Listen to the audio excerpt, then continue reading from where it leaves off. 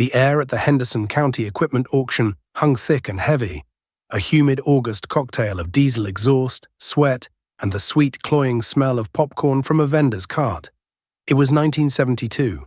Dust, kicked up by 100 pairs of worn-out work boots, coated everything in a fine brown powder. Men in seed corn caps stood in tight knots, their faces grim or hopeful, depending on whether they were buying or selling. Frank Miller was neither. He stood alone near the back, leaning against the rusty fender of a retired Farmall H, his arms crossed over his chest. He was just 28, but the weight of a 300-acre farm, his father's legacy, had already carved premature lines around his eyes. He was here to watch, to gauge the mood of the county, to feel the pulse of the land as it was measured in cold, hard cash and financed steel. The auctioneer's rhythmic chant, a mesmerizing hypnotic cadence, rose and fell over the crowd. The main event was starting. A brand new John Deere 6600 combine, its green paint so bright it hurt the eyes, was being towed to the block. It was a magnificent machine, a spaceship compared to the equipment Frank was used to. It had an air-conditioned cab, a 6-row corn head, and a price tag that could buy a whole farm, not so long ago. A hand clapped Frank on the shoulder, hard enough to make him flinch. "Ain't she a beauty, Miller? That's what progress looks like." Frank didn't have to turn to know the voice. Richard Peterson. Rich, as everyone called him, for reasons that were becoming more obvious every year. Peterson was already a big operator, farming nearly 1,000 acres his father had consolidated, and he was always looking for more. He swaggered, radiating a confidence that bordered on arrogance, his brand-new boots scuffing dust on Frank's worn leather. "She's a big one, all right," Frank said, his voice low and even. "Big is the name of the game," Peterson boomed, loud enough for those nearby to hear. "Get big or get out. You can't make money with junk iron anymore. The boys in Washington are finally seeing things our way. Grain to Russia, prices to the moon." The bidding started, a fast-paced volley of numbers. Peterson jumped in with a bid that silenced half the hopefuls. He stood with his hands on his hips, a smirk playing on his lips, daring anyone to challenge him. The local banker, a young suit named Thompson, who was always at Peterson's elbow, nodded approvingly. Frank's gaze drifted away from the gleaming new Deere to the rows of older equipment baking in the sun. The trade-ins, the relics from estate sales, a Massey Harris clipper, a John Deere 55 with a round back body, an old International 151.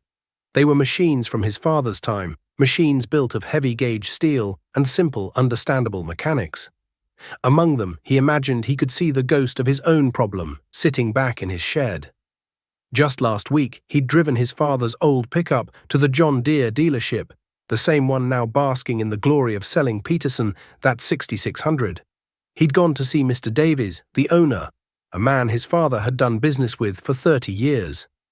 "Mr. Davies," Frank had started, hat in his hands, "I know it's a long shot, but I was wondering what you might give me on a trade for my old Alice Chalmers all-crop 72. Davies, a man whose smile was directly proportional to a customer's line of credit, had leaned back in his squeaky chair and chuckled. It wasn't a kind sound. "Frank, your daddy was a good man, but he held on to things too long. That pull type? It's a museum piece. The canvas is probably rotted off it. I can't sell it. Hell, I can't even give it away. The scrap man might give you $50 for it. If you're serious about farming, you need a real machine. I can get you into a nice used 4400, put you on a 5-year note. It's the only way to stay in the game." The rejection had stung more than Frank expected. It wasn't just about the money, it was the casual dismissal of the very machine that had brought in every harvest on the Miller farm since he was a boy. The machine his father had been so proud of paying cash for. He remembered his father's words on his deathbed, his voice a dry rasp. "Frankie, this land is yours. It's clean. No liens, no mortgages. Owe no man anything. That's the only freedom there is." The auctioneer's cry of "sold" snapped Frank back to the present. Peterson had won, of course. A round of applause, more for the spectacle than the man, rippled through the crowd. Peterson took a bow like a stage actor, then walked over to the combine and patted its massive tire as if it were a prize bull. His eyes found Frank's across the dusty lot. He sauntered over, the banker trailing him like a pilot fish. "See that, Miller? That's how you build an empire. You got to spend money to make money." He gestured vaguely toward the rows of old iron. "You still planning on fighting the good fight with your daddy's toys? Heard you were trying to get that old Alice Thresher running. You'll be broke in 2 years." "Mark my words." Frank felt a slow burn in his gut. He just nodded. "Good luck with it, Peterson." "Luck is for amateurs," Peterson scoffed, turning away. "This is business." As Frank walked back to his truck, the dust settling on his shoulders, a quiet resolve hardened in his chest. Davies had rejected the old Thresher. Peterson had mocked it. The whole world, it seemed, was telling him that his father's way was dead. That debt was the new gospel, and old iron was the mark of a fool. He thought of that Alice Chalmers 72 sitting in the dark corner of the machine shed. He saw it not as a relic, but as a challenge, a test. If he could make that old machine work, if he could pull a crop from the earth without signing his name on a banker's dotted line, then maybe his father wasn't wrong. Maybe freedom wasn't about having the newest machine, but about owning the one you had, free and clear. Before we get into the grease and the grit of what Frank did next, I want to ask you all something. Have you ever had someone tell you that your old reliable tools were worthless? That you needed the latest and greatest to get by? Let me know down in the comments what piece of old iron you still swear by. A tractor, a truck, maybe just an old wrench your grandfather gave you. I read every single one. That very evening, Frank didn't go into the house after chores. He flipped on the single, fly-specked light bulb in the machine shed. There it sat, the Alice Chalmers All-Crop 72. It wasn't much to look at. The orange paint was faded to a dull, chalky pink, streaked with rust where rain had found its way through the shed roof over the years. The big canvas drapers on the header were cracked and stiff, looking more like ancient parchment than functional parts. A bird had built a nest inside the grain auger. To anyone else, it was junk. To Frank, it was his inheritance, and his only path forward. He pulled his father's old roll-around toolbox over, the steel wheels groaning on the concrete floor. The air grew thick with the smell of penetrating oil as he began the painstaking process of disassembly. He started with the header. Every bolt was a battle. He'd soak it with Croyle, tap it with a hammer, wait. Then put a long cheetah bar on his biggest socket wrench and lean into it with all his weight, his muscles straining until the bolt gave way with a screech of tortured metal. For the rest of that winter, the machine shed became his sanctuary and his crucible. He worked by the dim light bulb, a small kerosene heater fighting a losing battle against the Illinois cold that seeped through the cracks in the walls. He tore the combine down to its skeleton. The cylinder bars, the heart of the machine that threshed the grain from the stalk, were worn down to smooth, rounded nubs. The straw walkers, the big oscillating racks that separated the last kernels, had stress cracks near their crankshaft bearings. Mr. Davies wouldn't sell him parts.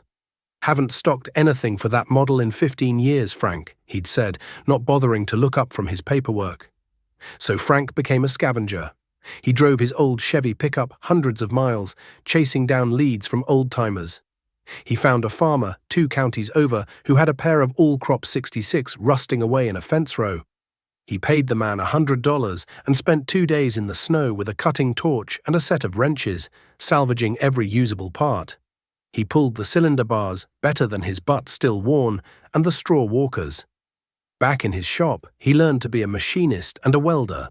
He bought a used Lincoln stick welder at a farm sale and taught himself to run a bead, his early attempts looking like bubbled-up caterpillar tracks. But he persisted, grinding them down and trying again, until he could lay a clean, strong weld. He reinforced the cracks in the salvaged straw walkers, building them up stronger than new. He took the cylinder bars to a local machine shop and had them re-hardened and sharpened, a process that cost him nearly $200, a significant sum from his meager savings. The hardest part was the canvas drapers. No one made them anymore. He finally found a company in Kansas that still supplied canvas for older machines, but the cost was astronomical. It would have wiped out his savings. So he bought rolls of heavy-duty canvas from a local upholstery shop and his mother's old, industrial-strength Singer sewing machine from the attic. Night after night, his hands, calloused and clumsy from years of farm work, learned to guide the thick fabric under the needle, stitching the wooden slats in place, his brow furrowed in concentration. The men at the coffee shop in town got a good laugh out of that. "Here tell Frank Miller's taken up sewing," one would say, and the whole table would erupt. "Guess he's making curtains for that rust bucket of his." The scorn was a constant low-grade hum in the background of his life. Peterson, now farming with his gleaming new 6600, was the talk of the county. He was a visionary, a go-getter. Frank was Scrap Iron Miller, a stubborn fool living in the past. When he'd walk into the feed store, conversations would quiet down. He'd get pats on the back that felt more like pity than encouragement. He was an outcast in the new religion of progress. By the time the spring thaw came, the Alice Chalmers was transformed. It was no beauty queen. The paint was a patchwork of faded orange and rust-inhibiting primer, but mechanically it was sound. He'd replaced every bearing, greased every zerk, and tensioned every chain. He'd rebuilt the little four-cylinder Wisconsin engine that powered the Thresher mechanism, honing the cylinders and installing new rings and gaskets. When he finally hooked the combine to the PTO of his old Farmall M and engaged the clutch, it came to life with a clatter and a roar that was music to his ears. The first harvest that fall was his trial by fire. Combining with a pull type was a two-man job, but he had no money for a hired hand. He did it all himself. He'd drive the tractor, constantly looking back over his shoulder to monitor the old Alice, listening for any change in its rhythm, any sound that signaled trouble. When the small grain hopper was full, he'd have to stop, climb down, get his old Chevy C60 grain truck, position it just right, and auger the grain off. It was a slow, laborious process. Peterson, in his air-conditioned cab, would finish a field in the time it took Frank to do a quarter of his. One evening, as a storm was brewing on the horizon, a drive belt on the Alice snapped. Frank was miles from the shed. He had a spare, but changing it in the fading light, with the wind whipping the soybean stalks around him, was a frustrating, greasy ordeal. He could see the floodlights of Peterson's 7700, the even bigger combine he'd already traded up to, sweeping across the field on the other side of the fence. It moved with an implacable, relentless efficiency, devouring rows of corn, while Frank fumbled with a wrench and a busted belt, the first drops of cold rain beginning to fall. He was exhausted, lonely, and covered in grease and dust. For a moment, leaning against the cool metal of the combine, he wondered if they were all right. If he was the fool, he got the belt on, finished the row as the rain began to fall in earnest, and drove the rig back to the shed, soaked to the bone. He didn't make much money that year, or the next. He paid his property taxes, bought his seed and fertilizer for the following season, and had just enough left over to live on. He was surviving, not thriving. But at the end of the year, when the books were settled, he owed nothing. The land was his. The iron, old as it was his. And in the quiet solitude of his machine shed, that felt like a victory no one else could understand. The mid-1970s arrived like a fever dream. Suddenly, the world wanted American grain, and they were willing to pay for it. The nightly news talked of massive sales to the Soviet Union. Commodity prices, which had been stable for years, went parabolic. Corn doubled, then nearly tripled. Soybeans shot to the moon. A kind of gold rush fever swept through the heartland. The mantra from the universities and the government was simple and seductive. Fence row to fence row. Plant every available acre. Leverage your assets. Expand. For men like Rich Peterson, it was the vindication of their entire philosophy. With land values soaring, his net worth on paper exploded. The bank, which had once been cautious, now practically begged him to take more money. And he did. He used his rapidly appreciating land as collateral to buy the 80-acre parcel to the east of Frank, paying a price that made the old-timers gasp. He didn't stop there. The John Deere 7700, barely 2 years old, was traded in for the new flagship, the 8820. It was a monster, a true titan of the harvest, capable of doing in a single day what Frank's Alice Chalmers did in a week. Peterson's expansion was visible, audacious. He bought a brand new four-wheel drive Steiger tractor, its growl echoing across the flat landscape. He built a new machine shed, a massive steel structure that dwarfed Frank's old wooden barn. Then came the house. a sprawling brick ranch-style home set far back from the road, a testament to his success. He traded his Ford pickup for a new Lincoln Continental, and his wife drove a Cadillac. At the county fair, he was treated like royalty, the local boy who'd made it big, the very picture of modern agricultural success. Frank felt the boom too. When he sold his grain, the checks he received were for amounts he'd never seen in his life. The money felt unreal. The temptation was immense. The banker, Mr. Thompson, even paid him a visit, a rare occurrence. He sat in Frank's simple kitchen, laying out glossy brochures for new tractors and combines. "Frank, you're sitting on a gold mine," Thompson said, his voice smooth and persuasive. "Your land value has tripled. You have more equity than 90% of my customers. Now is the time to use it. We could get you a line of credit that would let you buy that quarter section south of you. Get you into a new combine, a bigger tractor. You're working yourself to death with this old equipment." Frank listened politely, nodding. He looked at the pictures of the shiny new machines. He thought about how much easier harvest would be. No more late nights fixing broken belts. No more eating dust all day. But then he thought of his father's words and the feeling of paying for his seed corn with cash from his own pocket, not a note from the bank. "I appreciate the offer, Mr. Thompson," Frank said, pushing the brochures back across the table, "but I think I'll stand pat for now." Thompson left, shaking his head, a look of bewilderment on his face. The story was all over town the next day.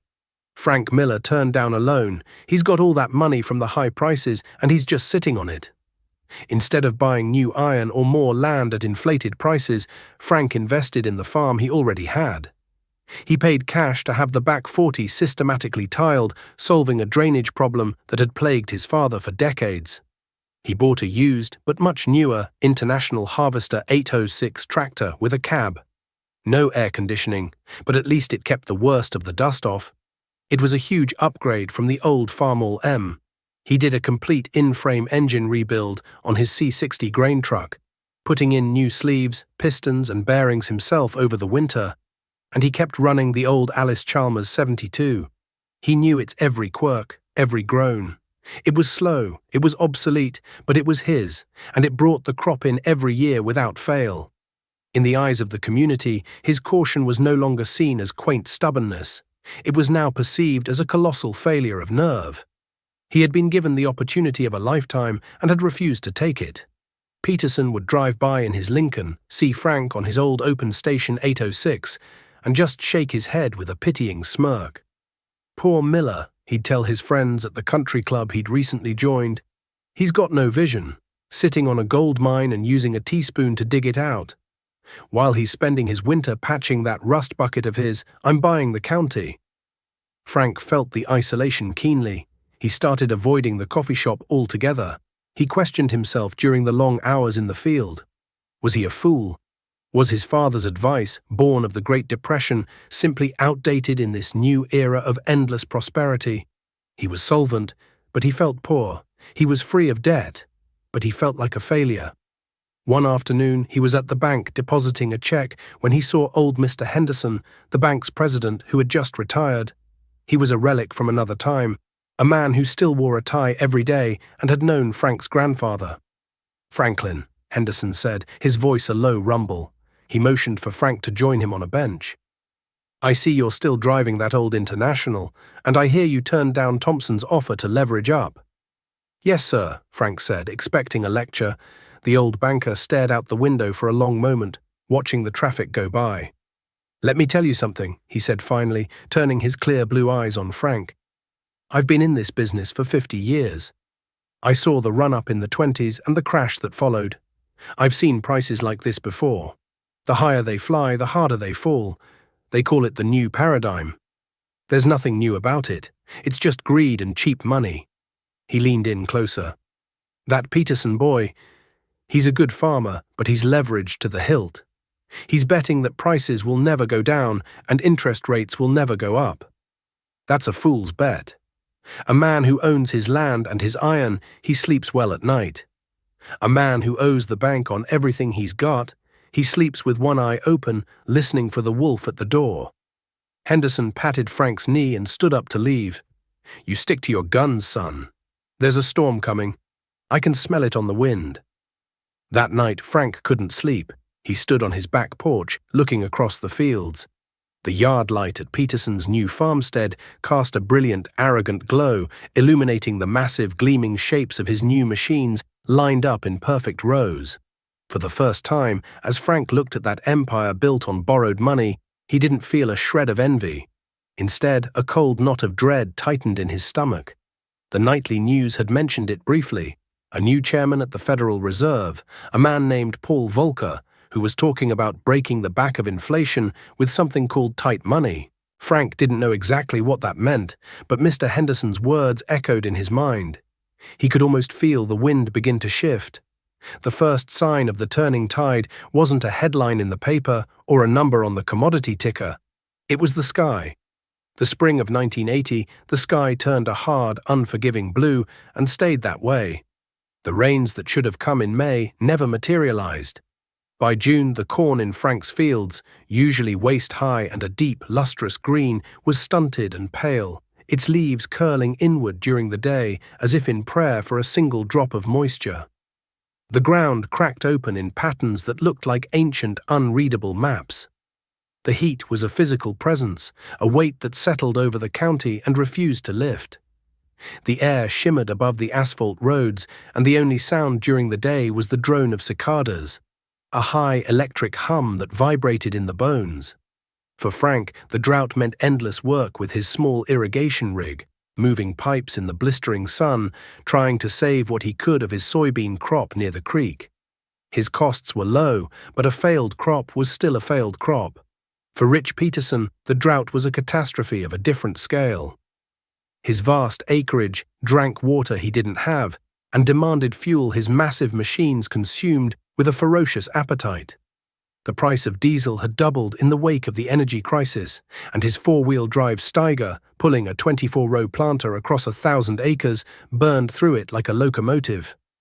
He had bet everything on volume, and now that volume was turning on him. The first real crack in Peterson's empire appeared in late August. He was trying to salvage what he could of his corn crop, chopping it for silage to sell to the desperate cattlemen. His John Deere 8820, the pride of his fleet, suddenly went silent in the middle of a field. A plume of white smoke, not dust, drifted from its engine compartment. Frank saw it from his own fields, a stark signal of distress against the brassy sky. A flatbed truck from the dealership arrived hours later. The diagnosis, as it filtered through the co-op grapevine, was grim. A main hydraulic pump had failed, sending shrapnel throughout the entire hydrostatic drive system. It was a complex, catastrophic failure. The dealer's mechanic, flown in from the regional headquarters, quoted a repair bill that was more than what Frank's entire farm was worth in a normal year. The parts had to be special ordered, and the 8820 would be out of commission for at least 2 weeks. A lifetime during the harvest season. Peterson was forced to hire a custom harvesting crew to finish the job, another colossal expense. Frank saw him at the grain elevator one afternoon, his face ashen, his usual swagger gone. He was arguing with the manager over drying charges, his voice tight with a tension that was almost palpable. A week later, Frank had his own breakdown. He was in his best field of soybeans, the beans smaller than they should be, but still viable.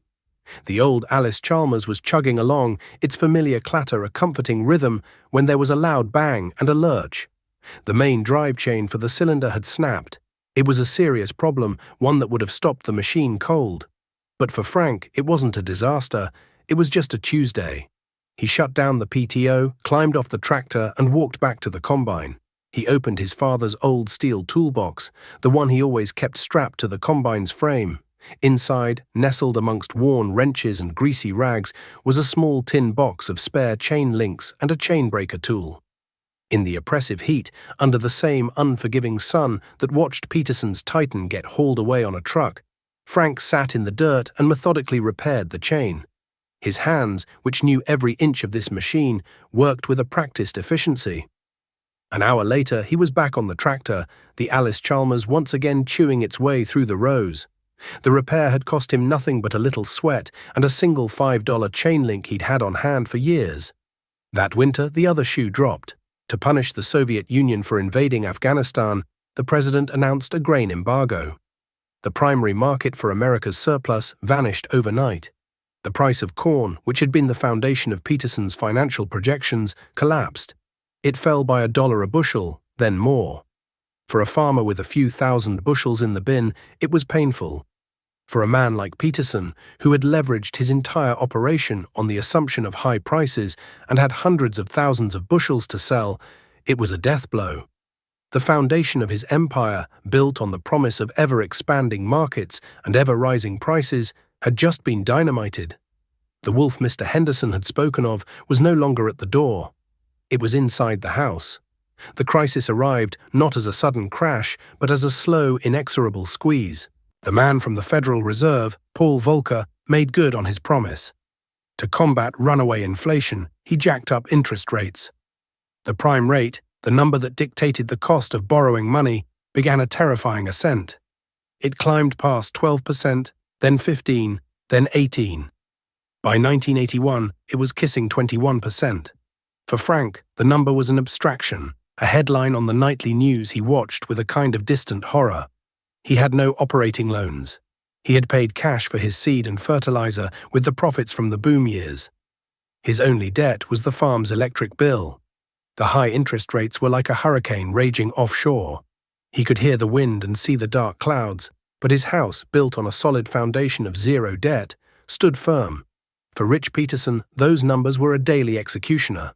His massive loans, the ones he'd taken out to buy the land, the 8820, the Steiger and the new house, were on variable rates.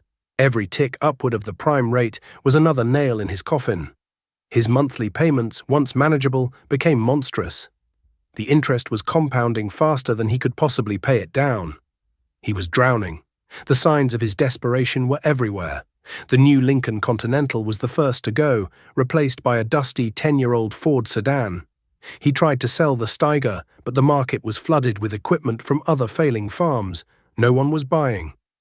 He let his part-time hired man go. His wife, who had once been a fixture at the country club, stopped going out altogether. The brilliant yard light that had once illuminated his gleaming fleet was now kept dark to save electricity. The banker, Mr. Thompson, who had once clapped Peterson on the back and called him a visionary, now drove out to the farm with a grim face and a thick file folder. The conversations, once about expansion and opportunity, were now about arrears and liquidation. Land values, which had been the collateral for all that debt, were in freefall. The 80 acres Peterson had paid a premium for was now worth less than half of what he owed on it. Frank watched it all with a heavy heart. There was no sense of triumph, no "I told you so." There was only a profound sadness. He saw the toll it was taking on Peterson whenever they crossed paths at the co-op. The man's face was gaunt, his eyes hollowed out with sleeplessness and worry. The arrogance was gone, replaced by a brittle defensive shell that shattered with the slightest provocation. Frank, meanwhile, was surviving. He was making less money than he had in years, but his expenses were so low that he was still in the black. His old-fashioned, self-sufficient ways had become his salvation. He took on repair work for neighbors, welding cracked loader buckets and rebuilding tractor engines for cash. His shop becoming a lifeline for others trying to keep their older iron running without paying the dealers exorbitant shop rates. He was busier than he had ever been. His skills suddenly more valuable than a line of credit. The end for Peterson came on a cold, grey Tuesday in November of 1982. A small notice appeared in the legal section of the county newspaper. A foreclosure auction to be held on the courthouse steps. Listed were 3 parcels of land, totaling 1,100 acres, and a long itemized list of equipment. It was the public dismantling of an empire. Frank drove to town that day, not to bid, but to bear witness. The crowd was small and somber. It was a funeral, not a celebration. Peterson was there, standing off to one side with his wife, looking like a stranger in his own life. He had lost so much weight his suit hung off his shoulders. Banker Thompson stood with the auctioneer, his face impassive, avoiding eye contact with everyone. The auctioneer began. The prices were heartbreakingly low. Land that had sold for $3,000 an acre just a few years prior was now going for $800, and there were few takers. The 8820 Combine, Peterson's jewel, sold for pennies on the dollar to an out-of-state salvage dealer. The mighty Steiger went for less than the price of a new pickup truck. Piece by piece, Peterson's dream was sold off to satisfy the bank. He just stood there, his face a mask of disbelief, as the life he had built was erased in a matter of minutes. Frank stayed until the end. As the small crowd dispersed, he saw Peterson leaning against a pillar of the old courthouse, his head in his hands, his shoulders shaking. Frank walked over, his boots quiet on the stone steps. He didn't know what to say. He just stood there for a moment. Finally, Peterson looked up, his eyes red-rimmed and full of a despair so deep it was frightening. He saw Frank, and for a second a flicker of the old anger returned. "Come to gloat, Miller?" he rasped, his voice raw. "Come to see the big shot get what he deserved?" "No, Rich," Frank said, his voice quiet but firm. "I came to see a neighbor." The words seemed to disarm Peterson. The anger drained away, leaving only a vast, empty exhaustion. "They took everything, Frank," he whispered. "Everything. The land my grandfather homesteaded. It's all gone." Frank nodded slowly. "The bank took the land," he said. "They can't take the knowledge. You're still one of the best farmers in this county." Peterson gave a bitter, hollow laugh. "A farmer with no farm. A lot of good that does me." He looked away, out at the bleak November sky. "We'll lose the house next. We've got 30 days. Frank thought of his own farm, secure and free. He thought of the money he'd carefully saved, the profits from the boom years he hadn't squandered. And he thought of Mr. Henderson's words about the wolf at the door. He had survived the storm. Now he had a choice. He could walk away, his father's wisdom thoroughly vindicated, or he could do something else. The auction for the last of Peterson's land was held 2 weeks later. It wasn't on the courthouse steps, but in a stuffy room at the bank, a sealed bid affair for the home quarter section, the original 160 acres with the house and buildings, and the 80-acre parcel that lay between it and Frank's property. These were the crown jewels, the heart of the old Peterson farm. Frank was there, sitting in the back, a certified check from his savings account folded in his coat pocket. He wasn't the only one. A few big operators from other counties were there, men who had weathered the storm better than most, circling like sharks smelling blood in the water. Rich Peterson was not present. The humiliation of the first auction had been enough. Frank had spent nights agonizing over his decision, walking his own fields under the cold, starry sky. His father's voice was in his ear, counseling caution. "Owe no man anything." But another voice, quieter and deeper, spoke of community, of decency, of what it meant to be a neighbor. He wasn't a predator. He wasn't there to pick over the bones of a ruined man. He was there to try and put something right. He submitted 2 bids, one for the 80-acre parcel, a fair but not extravagant price, based on the new depressed land values. The second bid was for the home quarter. When the banker, Mr. Thompson, opened the envelopes, a hush fell over the room. One of the out-of-county operators had won the bid for the home quarter. A wave of disappointment washed over Frank, but it was quickly followed by relief when Thompson announced the winner for the 80 acres. The high bid is from Frank Miller. That afternoon, Frank drove his old Chevy pickup down the gravel road to what was, for a few more weeks, the Peterson farm. He found Rich in the machine shed, a place that had once been a cathedral to new iron, now echoing and empty. He was trying to repair an old lawnmower, his hands moving with a slow, aimless purpose. "Heard you bought the 80, Peterson said without looking up, his voice flat. "I did," Frank said. He stood there for a moment, the silence stretching between them. "I tried for the home place too. I was outbid."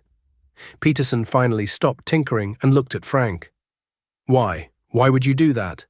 "It's good land," Frank said simply. "It ought to be farmed by someone who knows it." He paused. "I talked to the man who bought it. A fella from up north. He's an investor.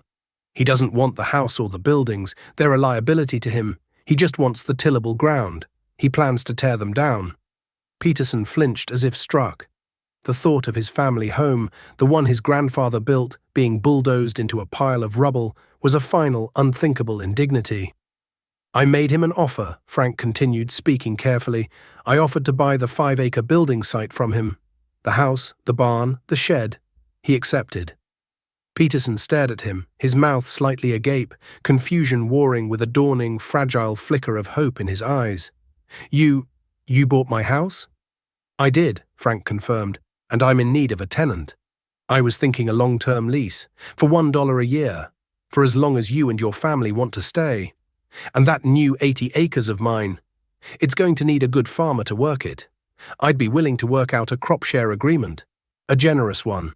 Rich Peterson, the man who had mocked Frank's old iron, who had called him a fool and a relic, slowly sat down on an overturned 5-gallon bucket. He put his face in his grease-stained hands, and for the second time in as many weeks, his body was racked with silent, shuddering sobs. But this time, they were not tears of despair, but of a profound, shattering, and humbling gratitude. In the years that followed, the story of Frank Miller and Rich Peterson became a quiet legend in Henderson County. The farm crisis didn't end overnight.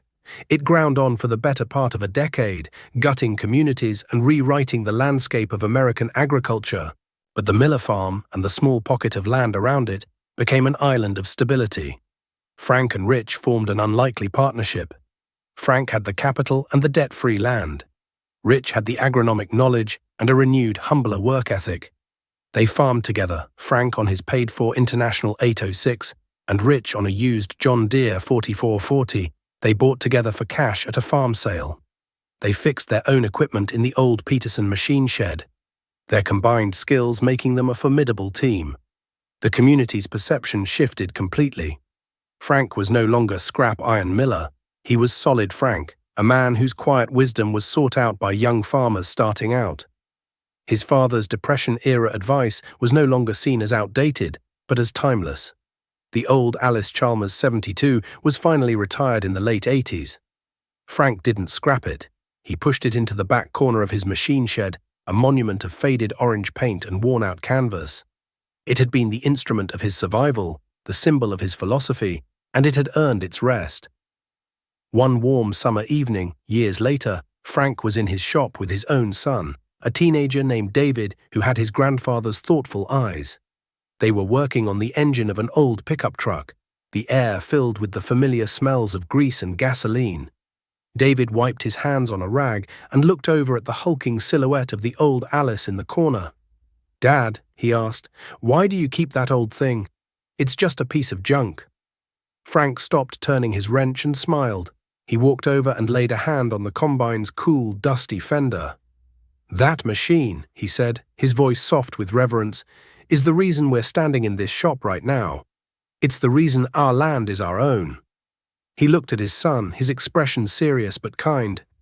"Let me tell you something your grandfather taught me. It's not about having the biggest or the newest. It's not about what the neighbors think or what the banker wants to sell you. It's about this." He held up his hands, calloused and stained from a lifetime of work. "It's about knowing how to fix what's broken. It's about understanding the difference between an asset and a liability. And most of all, it's about owing no man anything." He looked out the open shop door, across his fields of healthy green corn, stretching toward the horizon.